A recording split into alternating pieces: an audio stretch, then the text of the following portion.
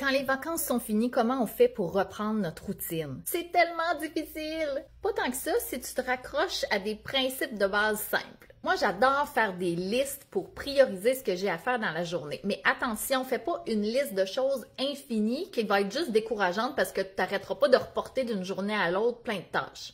Focus peut-être sur ton top 3 de la journée que tu dois absolument régler, non négociable. Puis tu peux même déjà noter ce qui va être prioritaire demain, le jour d'ensuite, etc.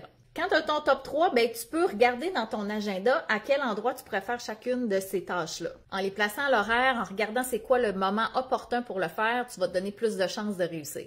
Côté bonnes habitudes de vie, ben là, mets-toi pas trop de pression. Si tu es déjà resté active pendant tes vacances, ben ça va être plus facile pour toi de peut-être réintégrer l'entraînement si tu avais pris une pause. Mais si tu as été en mode larve complètement, ben vas-y simplement en commençant peut-être par intégrer une marche quotidienne, puis en te fixant un objectif plus réaliste, de dire OK, cette semaine, je vais avoir l'espace de bouger 2 fois. Puis surtout, ben note-le à ton horaire au risque de me répéter. Côté alimentation maintenant, je pense que ton meilleur allié va être de commencer à faire un petit peu de meal prep.